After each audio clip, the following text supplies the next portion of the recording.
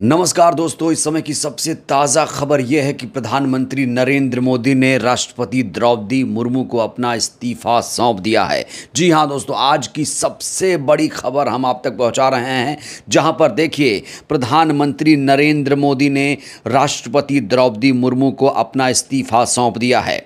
और अगर आप प्रधानमंत्री नरेंद्र मोदी को गौर से देखें तो इनके चेहरे की दोस्तों झाइयाँ जो हैं उड़ी हुई हैं, वो कॉन्फिडेंट चेहरे पर नज़र नहीं आ रहा है। वहीं राष्ट्रपति मुस्कुरा रही हैं। तो दोस्तों, लोग कह रहे थे कि नरेंद्र मोदी इस्तीफा नहीं देंगे। आखिरकार नरेंद्र मोदी ने अपना इस्तीफा राष्ट्रपति द्रौपदी मुर्मू को सौंप दिया है और राष्ट्रपति ने तत्काल प्रभाव से नरेंद्र मोदी का इस्तीफा मंजूर कर लिया है, स्वीकार कर लिया है। दोस्तों, इसका मतलब ये हुआ कि प्रधानमंत्री अब देश में कोई नहीं है। अगला प्रधानमंत्री कौन होगा, इसको लेकर अब सुगबुगाहट कवायद शुरू हो चुकी है। अब हम आपको आंकड़े भी बताएंगे, दिखाएंगे कि कौन बनाएगा प्रधानमंत्री। दोस्तों, इंडिया की सरकार बनेगी या एनडीए की सरकार बनेगी, इस पर दोस्तों आज हम चर्चा भी करेंगे। लेकिन सबसे पहले इन तस्वीरों को आप गौर से देखिए। दोस्तों, इन तस्वीरों को आप ज़रा गौर से देखिए, जहां पर प्रधानमंत्री नरेंद्र मोदी की इन तस्वीरों को देखिए, जहां पर दोनों बैठे तो हैं लेकिन नरेंद्र मोदी एकदम मायूस नज़र आ रहे हैं। मैं थोड़ा सा जूम करके दोस्तों तस्वीरें आपको दिखाऊंगा। ये देखिए तस्वीरें, आप नरेंद्र मोदी को देखिए, चेहरे पर ज़रा सा कोई भाव नहीं है कि वो अगले प्रधानमंत्री होंगे। दोस्तों, लोग कह रहे थे कि प्रधानमंत्री इस्तीफा नहीं देंगे, लेकिन दोस्तों रातों रात प्रधानमंत्री नरेंद्र मोदी ने अपना इस्तीफा सौंप दिया है। अब नरेंद्र मोदी देश के अगले प्रधानमंत्री होंगे कि नहीं होंगे, इसको लेकर दोस्तों आंकड़े बहुत ज़्यादा ज़रूरी हैं। आंकड़ों को समझते हैं, लेकिन आंकड़े जानने से पहले, समझने से पहले दोस्तों आपको हम एक ज़रूरी जानकारी देना चाहते हैं कि अभी तक बीजेपी के नेताओं ने हार की जिम्मेदारी, जो नैतिक हार की जिम्मेदारी होती है, उसे नहीं लिया है। कायदे से जो यूपी में हार हुई है, शर्मनाक हार हुई है। ना तो योगी जी ने कोई जिम्मेदारी ली है, ना तो चाणक्य ने कोई जिम्मेदारी ली है, अमित शाह ने, ना ही नरेंद्र मोदी ने, ना ही जेपी नड्डा ने। दोस्तों, यहाँ पर क्या है कि मीठा मीठा गप गप और कड़वा कड़वा थू थू वाली स्थिति बीजेपी में दिखाई दे रही है। बीजेपी का कोई नेता ये नहीं कह रहा है कि भैया हम हार की जिम्मेदारी ले रहे हैं। क्या प्रधानमंत्री नरेंद्र मोदी, क्या नरेंद्र मोदी अब प्रधानमंत्री तो नहीं है, क्या नरेंद्र मोदी बीजेपी की यूपी में हार की नैतिक जिम्मेदारी लेंगे? क्योंकि दोस्तों अगर बीजेपी यहां पर सीट जीतती थी, 2014 में जीती थी, 2019 में जीती थी, तो इन लोगों ने श्रेय लिया था। सीधा सीधा प्रधानमंत्री नरेंद्र मोदी का हंसता मुस्कुराता हुआ चेहरा होर्डिंग लगाया गया था। लेकिन अब सारे होर्डिंग बैनर सब गायब कर दिए गए हैं। अगर हार की जिम्मेदारी लेंगे तो जेपी नड्डा को बलि का बकरा ये लोग बना देंगे। लेकिन कायदे से दोस्तों हार की जिम्मेदारी मोदी शाह को लेनी चाहिए। अब दोस्तों आइए आंकड़ों के द्वारा समझते हैं कि आंकड़े क्या कहते हैं, कौन बनाएगा सरकार, कौन होगा प्रधानमंत्री, इसको समझते हैं। दोस्तों फिर से मैं बता दूं, अभी देश में कोई भी प्रधानमंत्री नहीं है। इस समय देश में कोई भी प्रधानमंत्री नहीं है। नरेंद्र मोदी अब प्रधानमंत्री नहीं हैं, एक आम व्यक्ति की तरह हैं वो। और प्रधानमंत्री बनेंगे नहीं बनेंगे, इसको लेकर दोस्तों संकट के बादल उन पर मंडरा रहे हैं। देखिए, इस समय दो ही किंग मेकर हैं देश में, एक हैं चंद्रबाबू नायडू और दूसरे हैं नीतीश कुमार। चंद्रबाबू नायडू के पास दोस्तों इस समय संख्या बल है। और रही बात नरेंद्र मोदी की, दोस्तों एक बयान नरेंद्र मोदी ने दिया है, वो बयान मैं आपको दिखाना चाहता हूं। दोस्तों, प्रधानमंत्री नरेंद्र मोदी ने इस्तीफा देने के बाद मायूसी भरा एक बयान दिया है। देखिए बयान क्या है। इन्होंने कहा है, हार जीत राजनीति का हिस्सा है, नंबर गेम चलता रहता है। पहले तो ऐसी बातें नहीं की जाती थीं, अब जब अपने पर आई है तब इन्हें नंबर गेम दिखाई देता है। अब चेहरे से ही देखिए, चेहरा मैं आपको बार बार फ्लैश करके नरेंद्र मोदी का दिखा रहा हूं कि चेहरे पर कितनी मायूसी है, कितना टेंशन है। दोस्तों आप देख सकते हैं, और बयानों में भी साफ तौर पर टेंशन दिख रहा है। कह रहे हैं कि हार जीत राजनीति का हिस्सा है। पहले कहते थे एक अकेला सब पर भारी, लेकिन अब चंद्रबाबू नायडू और नीतीश कुमार ही मोदी पर भारी पड़ गए हैं। और दोस्तों अगर खुदा ना खास्ता मोदी प्रधानमंत्री बने तो सब कुछ खुले तौर पर जो फैसले लिए जाते थे, ईडी सीबीआई जो भिजवाई जाती थी, वो इस बार नहीं हो पाएगा। आइए सीधे सीधे नंबर गेम समझते हैं। नंबर गेम है क्या? अगर प्रधानमंत्री कह रहे हैं नंबर गेम चलता रहता है, तो आइए नंबर गेम थोड़ा दिखा देते हैं आपको। दोस्तों इस समय एनडीए के पास 292 नंबर है, और इंडिया की बात करें तो उसके पास 236 है। लेकिन दो खिलाड़ी आ गए हैं इस बीच, किंग मेकर चंद्रबाबू नायडू और नीतीश कुमार। चंद्रबाबू नायडू के पास 16 सांसद, नीतीश कुमार के पास 12, दोनों मिलाएंगे हो जाएगा 28।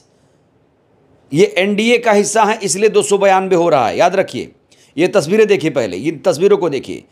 ये जो तस्वीर आपको दिखा रहा हूं, ये एनडीए के लोग हैं और इसमें नीतीश कुमार भी हैं, चंद्रबाबू नायडू भी हैं और जयंत चौधरी भी हैं, अनुप्रिया पटेल भी हैं और यहाँ तक कि जीतन राम मांझी जैसे छोटे छोटे जो दल हैं, दल के नेता हैं, वो भी इसमें दिखाई दे रहे हैं।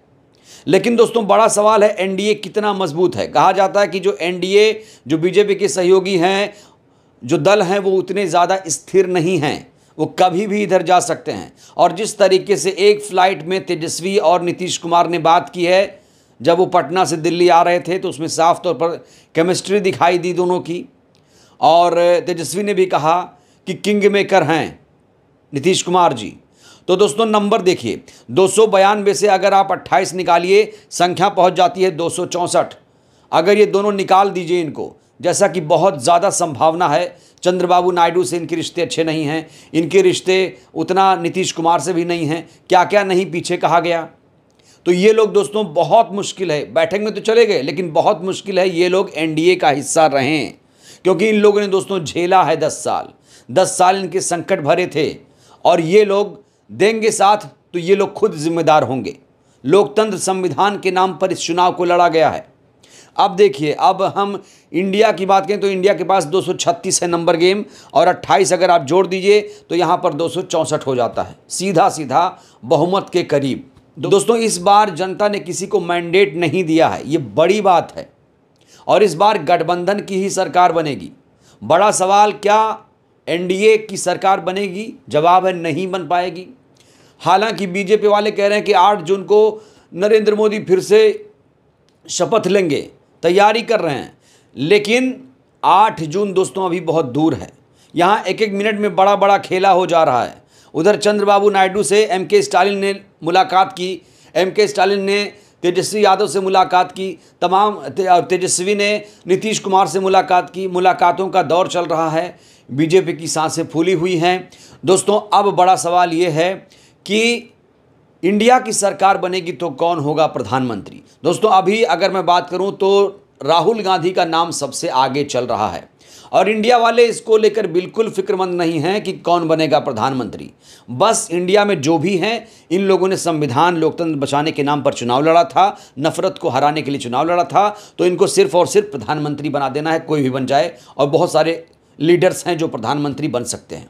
तो दोस्तों अभी सिर्फ और सिर्फ सत्ता से बीजेपी को बाहर करने के लिए कवायद चल रही है, और प्रधानमंत्री नरेंद्र मोदी ने इस्तीफा भी दे दिया है। रास्ता एकदम साफ है। अब जिसके पास नंबर गेम रहेगा, जिसके पास नंबर ज़्यादा रहेगा, उसे मिलेगा सरकार बनाने का मौका। दोस्तों 2 दिन में बहुत बड़ा दिल्ली में उलटफेर होने जा रहा है, बहुत बड़ा। और सोचिए, अगर जो लोग ये सोच रहे हैं कि एनडीए की सरकार बनेगी, तो उन्हें मैं बता देना चाहता हूं, अगर बनेगी भी तो उससे बहुत कम चांसेस हैं, 10% चांस है। अगर बनेगी भी तो बहुत मजबूर सरकार रहेगी। कांशीराम जी कहते थे ये जो सरकारें होनी चाहिए वो मजबूर रहनी चाहिए, मजबूत नहीं होनी चाहिए। जनता के प्रति मजबूरी उनके झलकनी चाहिए। जब सरकारें बहुत ज़्यादा दोस्तों स्ट्रांग रह जाती हैं, जैसा कि आपने देखा होगा पिछली बार बहुत बहुमत से प्रचंड बहुमत लेकर आई थी, तो उसमें थोड़ी सी तानाशाही आ जाती है, लोग खुद को ही भगवान समझने लगते हैं। और नरेंद्र मोदी को तो कई बार पता नहीं किस किस भगवान का अवतार बताया गया, आपने देखा होगा।